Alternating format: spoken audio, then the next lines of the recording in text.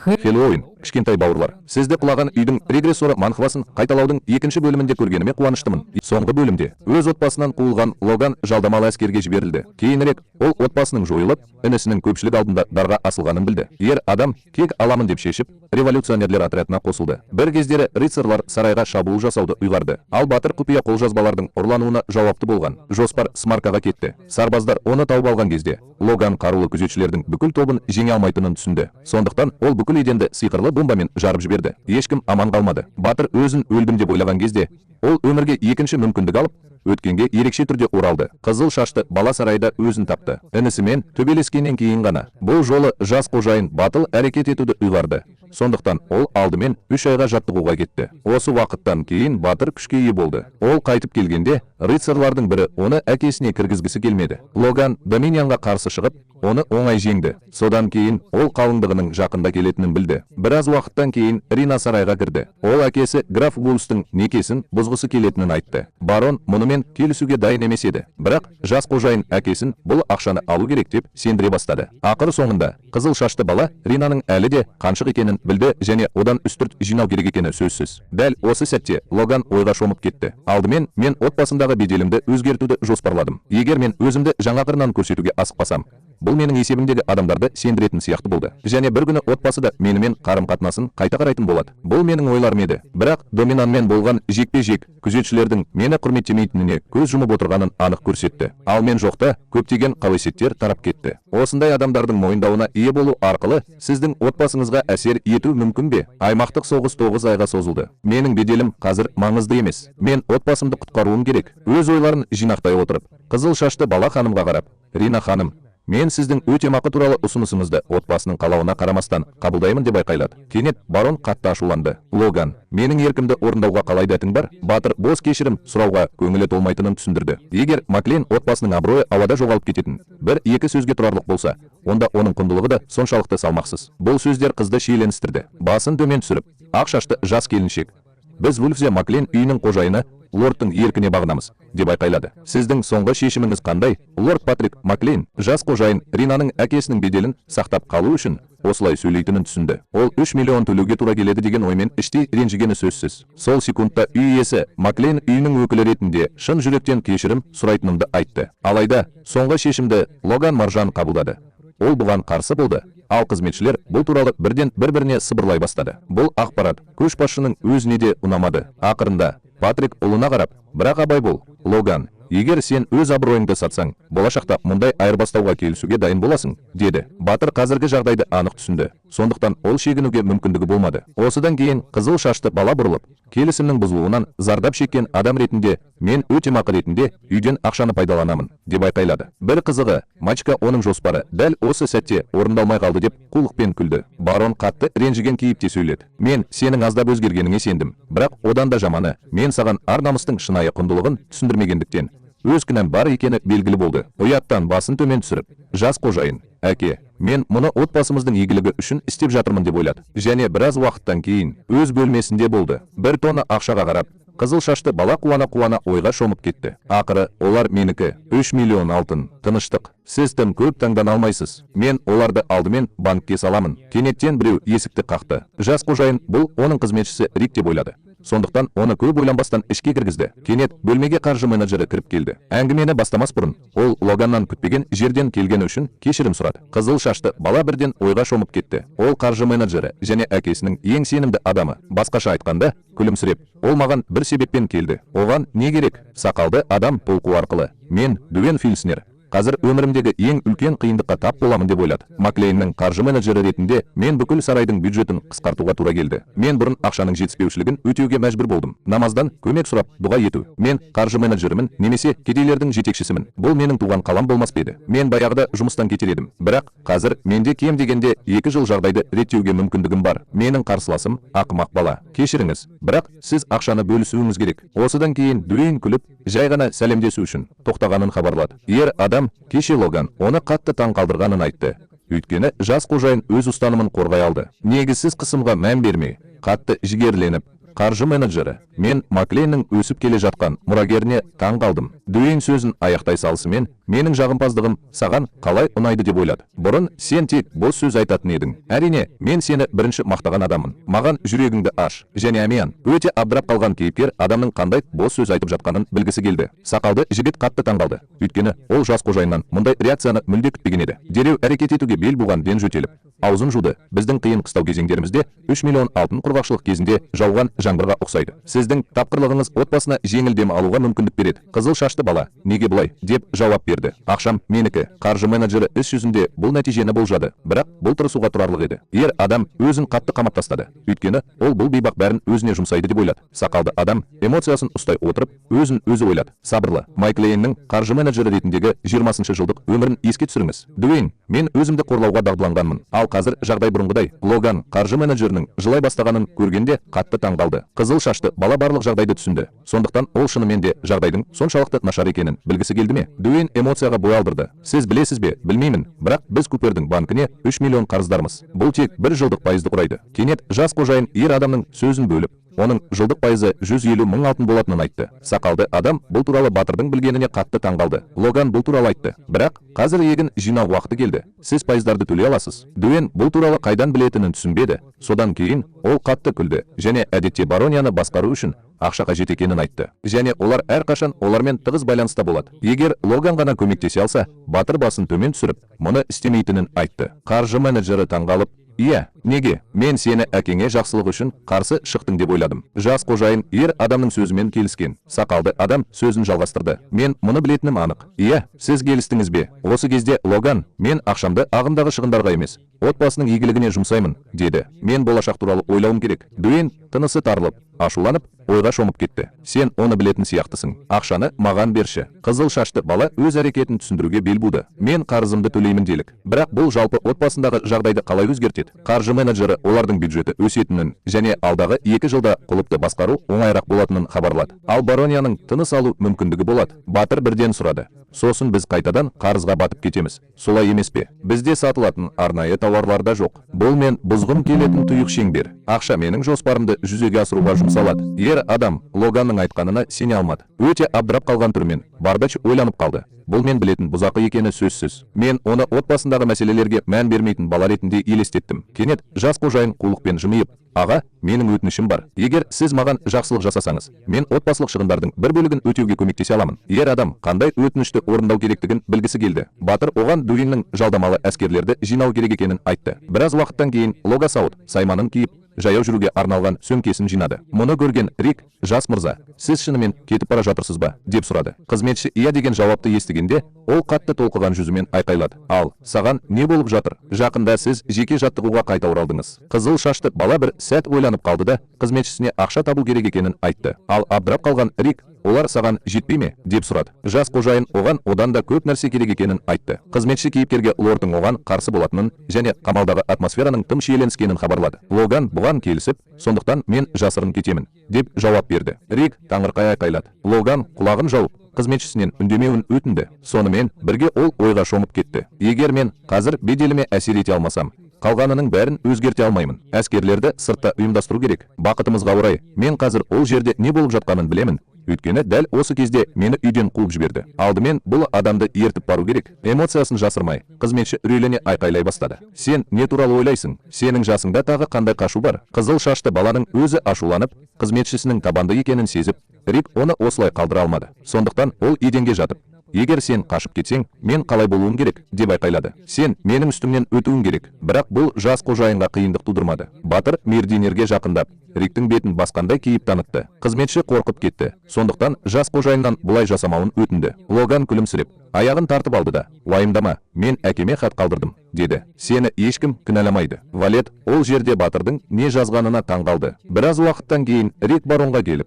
оған хатты берді. Ол Патриктің секунд өткен сайын ашуланғанын көрді. Оның ашулануының себебі қарапайым болды. Хатта былай деп жазылған: құрметті әке, ажырасу менің жүрегімді жаралады. Мен біраз уақытқа кетуге шешім қабылдадым. Мен жақында ораламын. Және бұл туралы енді ешқандай түсініктеме болған жоқ. Сол кезде бас қызметші көзіне жас алып, тезірек қайт, жынды деп ойлады. Біраз уақыттан кейін Логан базар арқылы қаланың орталық көшесімен келе жатты. Осы кезде қызыл шашты бала ойға шомып кетті. 200 жыл бұрын Том Макли, ол қазіргідей күйде емес еді. Көршілес Виканизмнен, Тесроннан Силван, Перин және Плейнс, Бевронсқа дейінгі кең байтақ округ Гранти патшалығының оңтүстік бөлігінің билеушісі және қожайыны ретінде құрметтелді. Бірақ үш ұрпақтың нәтижесіз көрінісі болды. Дейін, қазіргі лорд Патрик Маклейннің қызметінен босатылуына келді. Оның отбасының дәрежесі және бақыланатын аумақтардың айтарлықтай қысқаруы. Бір кездері Маклейн жазығы деп аталатын орасан зор астық қорлары қуатты вассалға берілді. Ал құнарлы жерлер әртүрлі жер иелері арасында бөлінді. Нәтижесінде Маклейндер пайда болған жер қатты және құрғақ жер болды. Оңтүстік таулардың жанында, ол жерде пайдалы аймақтық өнімдер, сондай ақ таулы аймаққа тән мыс кеніштері жоқ. Мұндай жағдайда,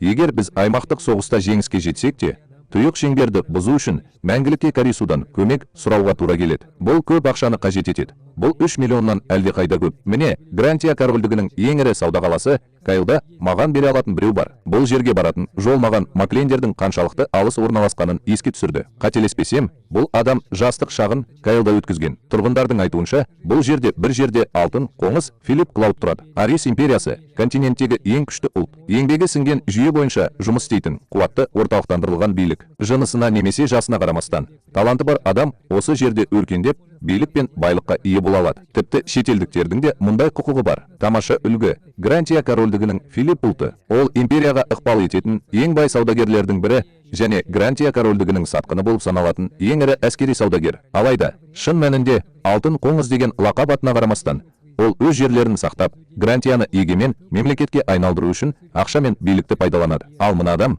анау жігіт, мен оның бизнесі алдаудың кесірінен өртеніп кеткенін естідім. Бірақ бұл қайғылы көрініс. Лога жайбарақат жолда келе жатқан жас жігітке жақындап, мұңайып жылап жіберді. Арамза, сен мені қалай осылай алдадың? Мен қазір немен өмір сүруім керек? Қарғыс жай ғана өліп кетуі мүмкін. Қызыл шашты бала Филипптің назарын аудару үшін күңкілдеді. Содан кейін ол, кешіріңіз, бұл сіз бе, Филипп, деп сұрады. Ол жоқ. Ол өте сенімді жүзімен өзінің жеке басын растап, ал сен кімсің, деп сұрады. Бұл кезде бұлт жас шеберге мұқият қарап, оны сипаттады. Қызыл шашпен көз, ерік жігері күшті көзқарас. Логан қуанышты күлімсіреп, мен сені тапқаным жақсы болды. Сөйлесуге уақыт бар. Филипп осы уақытқа дейін өзінің кім екенін түсінбеді, және олар мүлдем таныспа. Дәл осы сәтте Логанның көзқарасы бойынша жас жігіт кәсіпкер ретінде оған бірнеше рет тап болған нәрсені бірден көрді. Аш көздік. Жігіт оның ескі сауытына жақындаған уақытына қарап, бұл жалдамалы адам болуы мүмкін деп ойлады. Қызыл шашты бала өзін таныстырғысы келді. Бірақ кенеттен Филипп ең ашулы көзқараспен айқайлады. Қазір менің қарызымды өтейтін кез келді. Мен коммерциялық мүлікті сатудан түскен кірісті 3 күннен кейін аламын. Онда кел. Жас қожайын.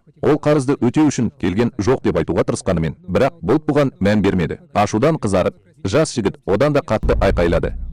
Мен саған әлі ақша таппағанымды айттым ғой. Кет. Логан қолын кеудесіне қойып, Филипп, тоқта, яғни тыныштал. Мен ақша үшін келген жоқпын. Мен өзім инвестиция салғым келеді. Алтын, қоңыз таңдана, инвестиция салайын ба? Маған Клауд иә деген жауапты естігенде, жас қожайынға тағы бір рет жалт қарады да, оны ұстап алды. Сондықтан ол ұзақ уақыт бойы көрінбеді. Міне, жынды. Иә, бұл ессіз адам. Өйткені ол мүлдем сәтсіздікке ұшыраған адамға ақша салады. Бірақ кенеттен бұл шындық болып шығады. Жұдырығын түйген жас жігіт Логанның оған қанша ақша бергісі келетінін білгісі келді. Қол жымиған қызыл шашты бала қарсы сұрақ қойды. Сізге қанша керек? Менің ойымша, бұл сома сіздің қарыздарыңызды жабуға, Колеоға оралуға жеткілікті болады. Бір секундқа Филипп батырға сеніп, жас шебердің сауыт саймандары қатты ластанғанын, яғни оның алыстан келгенін түсінді. Логан достық қарым-қатынаста болды. Сондықтан күлімсіреп, ол тағы да сұрады. Сонымен, сізге қанша керек? Мен көмектесуге тырысамын. Бұл тағы да тыныс алды. Ол жұдырығын қатты қысып, ең байсалды жүзімен, әй, кішкентай бейбақ, деп айқайлады. Егер ол мені алдағысы келсе, мен жақсырақ дайындалуым керек еді. Сен де басқалар сияқтысың. Сен инвестор емессің. Бұл оңтүстік шығыс Маклейн баронының символы. Солай ма? Олар қайын атасынан көмек сұрайтын кедейлер отбасы. Тағы қандай инвестиция? Сонда сіздің қожайыныңыз қарызын өте алады. Егер сіз өзіңізді дворян ретінде көрсеткеніңіз үшін ұсталсаңыз, онда сіз басыңыздан айырыласыз. Сен дұрыс емес нәрсеге тап болдың. Мен мүлдем банкротпын. Түсіндің бе? Логан алтын қоңыздың оны әр секунд сайын ашып үлгергеніне біраз ыңғайсызданып қалды. Бірақ қызыл шашты бала оның түбінде болса да,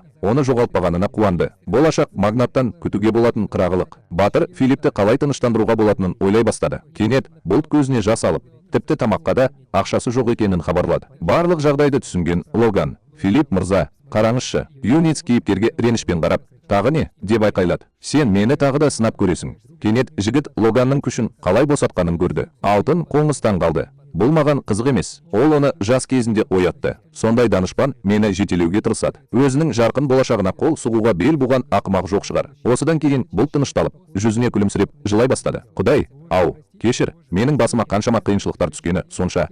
Мен бәріне қатты жауап бере бастадым. Маған қандай ісіңіз бар екенін қайталай аласыз ба? Қызыл шашты бала оны мәңгілікке жұмысқа алғысы келетінін айтты. Өйткені ол қарызын өзі өтейді. Жігіт Логанға онша сенбеді. Оған Маклейннің үйінде ондай ақша жоқ екенін айтты. Кенет жас қожайын қапты шешіп алды да, оны ашып, сенің қанша қарызың бар екенін сұрады. Жас жігіт 250 мыңға жуық екенін хабарлады. Батыр айқайлады. Мен барлық соманы беремін. Мен де сен үшін сол соманы төлеймін. Жоқ, мен үстіне 50 мың қосамын. 300 мыңы сізге сәйкес келеді. Барлығы 550 мың алтын. Мен бәрін бірден жылаймын. Филипп алтынды көргенде үнсіз қалды. Оның басында бұл бейтаныс адам оған көмектесу үшін көктен түскен періштедей болып көрінді деген ойлар ғана болды. Бірақ осылайша олардың келісімі күшіне енеді. Онда жұмыс істейтін қыз күлімсіреп, керемет, келісім шартқа қол қойылды, деп айқайлады. Енді қарамағындағылар қожайынына қасақана зиянын тигізуге тырысса, оның жаны жарылып кеткендей, жан түршігерлік азапты сезінеді. Егер бұл сізге сәйкес келмесе, онда күшіңізді оятыңыз және кем дегенде жоғары дәрежелі рыцарь болыңыз. Немесе қарғысты жою үшін 4-ші және одан жоғары айналымдағы сиқыршыға төлеңіз. Тағы келіңіз. Жас жігіт қазірдің өзінде істеген ісіне өкіне бастады. Ол үкімге өзі қол қойдым деп ойлады. Локқа, алтын қоңызға қарап, періште, жоқ, мен өзімнен тыс едім, деп ойлады. Және ол мені өзінің құлы ету үшін қымбат сиқырлы келісім шарт жасады. Бірақ оның құнына 30 құл сатып алуға болады. Осы кезде жүзі бақытты жас қожайын жылап жіберді. Біз бірінші рет кездестік. Сондықтан бір-бірімізге сене алмаймыз. Солай емес пе? Мен инвестиция салғаннан кейін маған кепілдік қажет. Біз бір-бірімізді жақынырақ білгенде, мен келісім шартты бұзамын. Қызыл шашты бала қолын алға созып, Филиппке дұрыс жұмыс істеуді ұсынды. Бұл өте сенімді жүзімен ойланып қалды. Қандай да бір бос сөз. Ол мерзімінде айтқан жоқ. Бірақ менің оған сенуден басқа амалым жоқ. Осыдан кейін жас жігіт жауап ретінде батырдың қолын қысып, не істеу керектігін білгісі келді. Қызыл шашты бала күлімсіреп, алдымен құбыжықтың етін сатып алу керек екенін айтты. Жас жігіт таңдана айқайлады. Вау, бұл шынымен де ақылсыз. Логан Филипптің ойлағанын дауыстап айтқанын хабарлады. Бұл ретте жас қожайын оның абыржуының түсінікті екенін анық түсінді. Өйткені құбыжықтың қаны мен етінде у бар. Сондықтан оны өртеп жібереді. Бірақ 1-2 жылдан кейін жағдай түбегейлі өзгереді. Уды кәдімгі ингредиенттермен бейтараптандыруға болатыны белгілі болған кезде, азық-түлік тапшылығы бар кейбір аймақтарда адамдар құбыжық етін жей бастайды. Ал қыста олардың арасында еңбекке жарамсыздықтан айыққандар саны артады. Құбыжықты тұтыну колоктың пайда болуына әкеледі. Тіпті жараланғаннан кейін бедеулікке ұшырағандар да оның әсерін көреді. Императорлық сиқырлы мұнара мұны растағаннан кейін 1 жыл өткен соң колок есептегішпен бірге 8-ші континентке қарай жоғалады. Мұның бәрі ерлердің күшіне жақсы әсер ететіндіктен. Осылайша кейіпкер 3 миллионнан бірнеше есе көп ақша таба алады. Жас қожайын бұлтта қалықтап жүргенде артынан келе жатқан Филипп өзін-өзі ойлады. Мүмкін қашып кету керек шығар. 10 минуттан кейін жігіттер тавернада отырды. Инвестицияға қатысты барлық мәселелерді талқылау үшін Логан Филиппке бұл іске миллион инвестиция салатынын айтты. Жас жігіт таңдана қарап, миллион, деп айқайлады. Сен жындысың ба? Құбыжықтың етіне 1 миллионды кім жұмсайды? Батыр бұлттан одан да көп сатып алса да, ақша таппайтынын түсіндіріп, үнін бәсеңдетуді өтінді. Алтын қоңыз былай деп жауап берді. Мен қарсымын. Бірақ сіз өз шешіміңізге сенімдісіз, солай емес пе? Жас қожайын оң жауап бергенде көзілдірікші білгісі келді. Колок етінің бағасы қандай? Қызыл шашты бала қазір оның құны жоқ екенін айтты. Барлығы оны өртеп жібереді, өйткені сатып алушылар жоқ. Сондықтан, егер сіз біреуден мәйіттерге тапсырыс берсеңіз, патшалықтың көлік ақысын ескере отырып 200 алтынға қол жеткізе аласыз. Егер олар бір уақытта көптеген қоңырауларды тасымалдайтын болса, тасымалдау құны одан да арзанға түседі. Күлімсіреп сыбырлады. Ха, сәл қымбат. Сіз тіпті көлік ақысын да ескердіңіз, деп айқайлады Логан өте риза жүзімен. Бірақ бұл қате ме? Жас жігіт, жоқ, сіз бағаны дұрыс қойдыңыз, деп жауап берді. Бірақ миллиондаған бюджеті бар, сіз аң аулау үшін гильдия жалдауды жоспарлап отырсыз. Содан кейін олжаңызды өтейсіз. Кружканы қолына алып, қызыл шашты бала айтты да, бұл жоспарда не дұрыс емес екенін білгісі келді. Саусағын үстелге тигізгеннен кейін, бұл мүлдем дұрыс емес тәсіл, деді. Қазір бәрі құбыжық етін лақтырып жатыр ғой, солай ма? Сондықтан оны сатып алу жеткілікті болады. Бір тиынға кез келген нәрсені әкеліп, сатуға дайын жалдамалар жеткілікті. Ал егер олар басқа біреудің маса құтылуға тырысып жатқанын көрмесе, олар оны сіз үшін сатып алады. Патшалықтағы барлық колок етін аяғыңызға қалай әкелетінін сұрағаныңыз жөн екеніне сенімдімін. Сондай ақ сойылған Логан таңырқап аузын ашты. Өйткені ол осы таңғажайып балаға жұмсаған шығынын өтеп қойғанын түсінді. Дәл осы сәтте алтын қоңыз одан әрі ақша жоспарлаумен айналысу айналысуға рұқсат беруін өтінді. Әсіресе оның тағдыры қазір жас қожайынға байланысты. Кенет қызыл шашты бала бірдеңені есіне алды. Сондықтан Филипптен осы уақытқа дейін Кайлда қалып, жазылғандардың барлығын үлкен партиялармен өтеуін өтінді. Жас жігіт қағазға қарап, империяның оңтүстік тауларында өсетін темір ағаштан жасалған жеңдер, бұлақтар мен желім сатылатын ойыншық жасағыңыз келе ме? Батыр жылап жіберді де, былай деп жауап берді. Жақсырақ нәрсе. Сонымен бірге мен оған мұның бәрі соғыс қаруының шикізаты екенін айта алмайынша, ол өзін ойға алды. Өткен өмірде бұл материалдардан жасалған қарулар Гранти патшалығына басып кіру үшін қолданылған. Тіпті оның көмегімен аянышты сарбаз рыцарды бақылауда ұстауға қабілетті болды. Мен Дуэнге аймақтық соғыста жеңіске жету үшін осы қаруды беретін жалдамалыларды жалдауды тапсырдым. Бірақ алдымен оны жасайтын шеберді және оны өңдеуге үйрететін нұсқаушыны табу керек. 2 күннен кейін Логан жалдамалы Харун қаласына келді. Ол бірден бір адаммен кездесіп, оған мәміле жасауды ұсынды. Кай Солан таңдана сұрады. Мені нұсқаушы ретінде жалдағың келе ме? Кешіріңіз, бірақ мен бұған дейін мұндай әрекетке барған емеспін. Жас қожайын ешқандай қиындық болмайтынын хабарлады. Ол жай ғана өзі жалдаған церанг жалдамалыларын оқытуы керек. Бір көзді адам басын тырнап, былай деп жауап берді. Мен туралы не айтқаныңды білмеймін, бірақ мен 1-2 жігітті ғана басқардым. Кәсіби мұғалімге хабарласқан дұрыс. Жүзіне күлімсіреп тұрған қызыл шашты бала. Олар айтты, мен сенімен өткен өмірімде жұмыс істедім деп ойлады. Сондықтан мен бәрін өзім білемін. Кай Солон кез келген қаруды меңгере алады және атқа мінудің тамаша дағдыларына ие. Оның үстіне, оның құндылығы нұсқаушы болып жұмыс істей бастағаннан кейін артады. Әйтеуір, ол ауыр жараланғаннан кейін өсірген жалдамалы жасақ және зейнеткерлікке шыққаннан кейінгі шеберлігі ештеңемен салыстыруға келмейді. Бірақ қазір оған ақша ұсынған дұрыс емес сияқты. Батыр бірден оған 4000 алтын төлейтінін айтты. Ер адам көзіне жас ала жаздады. Өйткені ол жалдамалы араңтың бір айда ең көп дегенде 2000 ақша таба алатынын білді және ол ұсынады. Бұл сомадан 2 есе көп. Кенеттен Кайсон басын бұрып, ойға шомып кетті. Сондықтан тоқта, сен оған жете алмайсың. Жалдамалы адам бұрын ешқашан нұсқаушы болып жұмыс істемегенін айтқан сөздерін қайталады. Жас қожайын өзінің тым аз ұсынғанын түсінді. Содан кейін ол 6000 соманы атады. Ал бір көзді адам эмоцияларын әрең ұстады. Сондықтан оның беті қызарып кетті. Ер адам тағы да өзін ұстай білді және қай жерде күресу керек деген тапсырманы ұнататынын хабарлады. Қызыл шашты бала басын төмен түсіріп, дұрыс па? Басқа амал жоқ сияқты. 7000. Бұл жолы Кайсол өзін ұстай алмады. Ол қабырғаға жұдырықпен ұрып, сен мені естімейсің бе? Деп айқайлады. Сіз ақшаға кез келген нәрсені сатып ала аласыз деп ойлайсыз. Бірақ Логан 8000 деген санды атай салысымен жалдамалы адам шын жүректен күлімсіреп, ал сен екеуміздің көзқарастарымыз бірдей. Мен сізге алдын ала рахмет айтамын, жұмыс беруші мырза. Содан кейін жігіттер әңгімелесті. Осы кезде бір көзді адам таңғалып, міне, осылайша сіз барон Маклейн үйінің бірінші жас қожайынысыз, деді. Батыр, мен феодалдық Маклейн қаласынан жалдамалы әскерді неге алып кеткенім сізге қызық емес пе? Деп сұрады. Жүзіне күлімсіреп жауап берген адам, егер сіз лайықты түрде жыласаңыз, неге қызығушылық танытасыз? Жас қожайын бұл жақсы жауап екенін айтып, Кайсонның ақыл ойы таза екенін байқады. Кенет жігіттер әлдебір жігіттің құлдарды қолындағы иығынан итеріп, мезгіл құлатып жатқанын байқады. Кайсолонның айтуынша, Хару жалдамалы әскерлер мен құлдарды қала деп атайтыны белгілі. Алда олар мұндай нәрсені жиі кездестіреді. Өйткені құлдар нарығы одан әрі бар. Жас қожайын бұл туралы білетінін айтты және ол жерге бір құл сатып алу үшін тоқтайтынын хабарлады. Сатушылардың бірі байқаусызда Логанға қарап ойланып қалды. Ол анық ақымақ төбешік. Осыдан кейін Аққұба оған жүгіріп келіп, жүзіне күлімсіреп, жас мырза, міне, деп айқайлады. 1 секундқа жақындаңыз. Мен сендерге құлдарды ең арзан бағамен ұсына аламын. Кенет сатушы Кайселонның өзімен бірге келе жатқанын байқады. Жас жігіт қорқыныштан бірден тізесіне құлап, үнсіз қалды. Қызыл шашты бала бір көзді адамды бекер жалдамағанына қуанды. Өйткені ол енді сабырлы болады. Әрі қарай жүріп,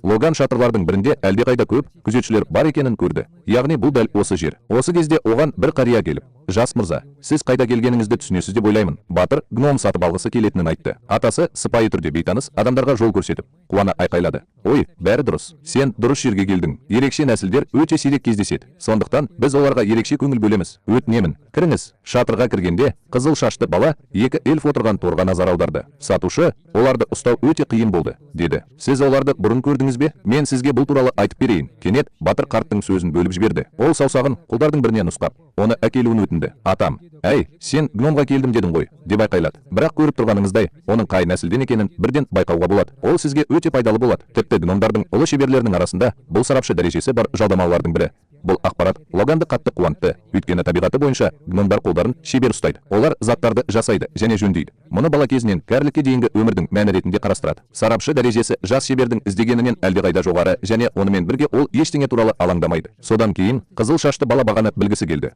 Сатушы жауап берді. Ол сарапшы болғандықтан кем дегенде 200 000. Кенеттен Логан қорқынышты жүзін бұрып, мен қарапайым адамға ұқсаймын ба? Деп айқайлады. Менің атам аздап қорқып кетті. Сондықтан құлды небәрі 50 000-ға сатып, шегінуге бел буды. Кайсол Кайсолон кейіпкердің 1-2 минуттың ішінде бағаны 150 мыңға түсіріп алғанына таң қалды. Осы кезде гном Логанға қарап, наразылықпен: "Аға, сен қабырғалардан қашып кеттің", деді. Қызыл шашты бала күлімсіреп, бұл қарапайым нәрсе екенін айтты. Содан кейін ақсақал оны қайда апаратынын білгісі келді. Жас қожайын олардың оңтүстік батыстағы Маклейн сарайына бара жатқанын хабарлады. Ол жерде гном оған заттар жасаумен айналысады. Сонымен бірге батыр анық түсінді: гномдар шебер қолөнершілер болсын, бірақ бұл құлдыққа сатылғандарға қатысты емес. Өйткені олардың табиғи бейімділігіне қарамастан, құмарлықсыз олар оның ынтасын қайтару үшін нағыз өнер туындысын жасай алмайды. Логан гномдарға онымен 20 жыл жұмыс істеуді ұсынды. Егер ол бар күшін салса, онда жас қожайын ағасын тауға жібереді. Әсіресе 20 жылдан астам уақыт бойы бұл ергежейлілер үшін ұсақ түйек. Қария жас шебердің мейірімділігіне таң қалды. Бірақ оның әлі де сұрақтары бар. Атамның оларды қоюға уақыты болмады. Өйткені көшеде шу шықты. Бір сатушы айқайлап: "Оны ұстап ал, құл қашып бара жатыр". Әп сәтте батыр құл иесінен қашып құтылғысы келген көзінің түсі басқа баланың жанынан жүгіріп өтіп бара жатқанын көрді. Сонымен бірге ол кішкентай қызды арқасына көтеріп алып жүрді. Күтпеген жерден саудагерлердің бірі барлық жағынан әрекет ете алды. Үйде бір бала секіріп кетті. Құл мен қыз бір сәтте жерде болды. Содан кейін олардың иесі жүгіріп келді. Ер адам қатты ашуланды, өйткені бұл бала оның қолын тістеп алды. Ағай оны аяусыз қорлай бастады. Бала ауырғанына қарамастан әпкесін денесімен жауып тастады. Кайтс ол Логанға олардың құл екенін ескертті, сондықтан тоқтамау керек. Жас қожайын бұл туралы білетінін айтты. Бірақ сол сәтте балаға қарап: бұл не?" деп ойлады. Оның шашы көк, көздері түрлі түсті, қызыл және көк. "Мен бұны бір жерден көргенмін". Күтпеген жерден кейіпкер нұрға бөленіп, бұл баланың есімі Виктор екенін есіне алды. Жалдамалы бала қызыл шашты баланың айтқанын естімеді. Жас қожайын оған 1 минут уақыт беруін өтінді. Содан кейін ол бұл қалай болады деп ойлады. Ақсүйек бұл жерде қанішерді кездестіремін деп ойлаған жоқ. Өткен өмірінде аураны өте танымал қолданушы патшалықта өмір сүрген. Алдымен ол қожайынын өлтіріп қашып кеткен құл болды. Ол кісі өлтіргені үшін қуғыншылардың сансыз сарбаздары мен рыцарлары ретінде іздеуде болды. Ақсүйек сияқты ол қылмыскер ретінде жасырынуға мәжбүр болды. Шамамен 10 жылдан кейін, қайта пайда болғаннан кейін, ол аураны қолданып үлгерді. Осылайша өзінің қарапайым адамдардан жоғары көтерілгенін дәлелдеді. Ол бұрын оған иелік еткен бүкіл отбасын өлтірді. Содан бері Грантиге келген әрбір ақсүйекті өлтірді. Ол үшін ол аураны қолданушы, ақсүйекті өлтіретін ерекше лақап атқа ие болды. Бұл құлдың жоғалып кету оқиғасы мен жалдамалы болғаннан кейін 1 жылдан кейін болды. Сондықтан қазір ол адамды әлі сатып алмау керек еді. Егер мен баланы құтқарсам, болашақта аураны қолданушы менің жағымда болады. Бірақ мәселе мынада: тоқтаусыз манак өлтіруші. Бірақ егер ол өзінің одақтастарын өлтіретін, өлімге әкелетін қару болса, оны жай ғана құлыптауға болады. Кенет әлгі бала қожайынының аяғынан ұстап, оны бар күшімен тістей бастады. Жігіт оны жіберуін өтінді, бірақ жас жігіт аң мен олжадай ұстады. Аяғын азаптай берді. Тас шыдай алмай, оны өкшесімен ұрмақ болды. Бірақ кенет Логан пайда болды. Ол қылышын аяғымен алға тартып, баланы қорғады. Құл иесі жас қожайынға таңдана қарап: "Ол кім және қашан жақындап үлгерді?" деп таң қалды. Дәл осы сәтте ер адам көзін төмен түсіріп, батырдың кеудесіндегі елтаңбаны көрді. Содан кейін ол қызыл шашты баланың клиент екенін бірден түсінді. Таз бала бірден жымиып: "Құдайым, бұл ыңғайсыз болып шықты. Тауар бағынбаған кезде мен оны өсіремін. Бірдеңе айт". Логан өте байсалды жүзімен 1-2 құл сатып алғысы келетінін айтты. Ер адам: "Сіз бұл балалар туралы айтып отырсыз ба?" деп жауап берді. Олардың көздері сирек түсті, сондықтан олар қымбат. "Сенімдісіз бе?" Жас қожайын бағаны атауды өтінгенде, таз адам әрқайсысы үшін кем дегенде 10 мың алатынын айтты. Батыр ашуланып: "Мықты жас құлдың құны 3-ке жуықтайды" деп ойлады. 300 алтын. Ал ол бағаны көтерді. Бір рет терісі мен сүйегі қалған балалар үшін, ақсүйектерді өлтіргені үшін 10 мың. Арзан. Бірақ ол бұл туралы білмейді. Сонымен қатар, мен өзімді алтынға айналдырғым келмейді. Біраз ойланғаннан кейін, қызыл шашты бала оны жуып тастады. "Сіз есінен танып қалатын баланың бағасын 30 есеге көтердіңіз. Ал екіншісі, әдетте, бір аяғы қабірде жатқан сияқты". Сатушы жауап берді. Бірақ мұнда басқа сатып алатын ешкім жоқ. Сондықтан кенеттен Логан таздың сөзін бөліп, әрқайсысына 500-ден беретінін айтты. Және бұл бағаның дені сау құлдан жоғары екенін түсіндіргеннен кейін, ер адам аздап шиеленісіп: "Құдайым, мырза, бірақ бұл олардың бастапқы бағасында өтемейді". Кенет жас қожайын қылышын суырып алды да, қатты ашуланып: "Мен құлдардың қанша тұратынын білмеймін деп ойлайсың ба?" деп сұрады. Сатушы Виктордың әрқашан қиыншылықта болатынын және болашақта оның жақсармайтынын анық түсінді. Келіскісі келмей, ер адам әлі де кейіпкермен мәміле жасады. Бірнеше минуттан кейін Виктор оянды. Оны көтеріп келе жатқан Кайсон: "Мен қазірдің өзінде ояндым, бірақ сенің жараларың тез жазылмауы керек еді". Логан күлімсіреп былай деп қосты: "Шынында да, сен тез есін жидың". Бұл кезде қызыл шашты бала: "Ой, мен жасырын түрде біз жүріп бара жатқанда әрең байқалатын көз шығардым" деп ойлады. Бұл төменгі деңгейдегі діни қызметкерлердің көпшілігінің сиқырынан жақсырақ. Алайда бұл бала күшті көреді. Тіпті Кайсыл да байқамады. Бәлкім, кездейсоқтық шығар. Күтпеген жерден бала жалдамалының арқасынан секіріп түсіп, жас қожайынға кенет шабуыл жасады. Батыр, әрине, соққысынан оңай оралды. Логан реакцияға жауап ретінде баланың қолынан ұстап, оны өзіне қарай тартты. Содан кейін ол Виктордың тамағынан ұстап, төбесін көтеріп, өте қорқынышты жүзімен айқайлады. Мен сенің есеңгіреп қалғаныңды немесе жай ғана ақымақ екеніңді білмеймін. Тұншығып қалған бала әпкесіне жүгіруді бұйырды. Бірақ қыз ағасын осылай тастап кете алмады. Кенеттен Логан оның күшін өшіріп, «Ей, балам, сен қандай жағдайға тап болғаныңды әлі түсінбедің бе? Мен құл иесіне ұқсаймын ба? Сенің жауынгерлік рухың болғаны жақсы, бірақ өзіңе қарсыласты ақылмен таңдауға үйрен. Мен саған екінші рет ескертудің қажеті жоқ деп үміттенемін. Виктор, егер сен маған мойынсұнсаң, онда сен және сенің әпкең қауіпсіз болады деп сендіремін. Бірақ егер бұл қайталанса, мен сенен және әрине әпкеңнен құтыламын». Шайыр жеткілікті деп ойлап, жас қожайын оны төмен түсірді. Содан кейін ол еңкейіп, бетінен сипап, мен оны рыцарь етуді жоспарлап отырғанымды айтты. Виктор таңдана қарап, мен туралы, сен мен туралы айтып тұрсың ба? Деп сұрады. Қызыл шашты бала былай деп жауап берді. Дәл, сен рыцардың құрметті ақсүйек екенін білетін шығарсың. Қол ретінде сен бұл жағдайды қалай айналып өте аласың? Сенің әпкең де солай істейді. Бала қызға кішіпейілділікпен қарап, жұдырығын түйіп, мен келісемін, деді. Батыр өзінің қатал мінезін әпкесі арқылы басқаруға болатынын білді. Аяғынан тұрып, Логан, керемет, үйге келгенде жаттығуды бастайық, деп айқайлады. Тағы да, Хамар, 1 минутқа шегінейік. Мен келісім шарт жазамын. Ол сиқырлы болады. Егер сен маған 20-шы жыл қызмет етсең, мен сені тауға қайтарамын дейді. Гном бұған сене алмады.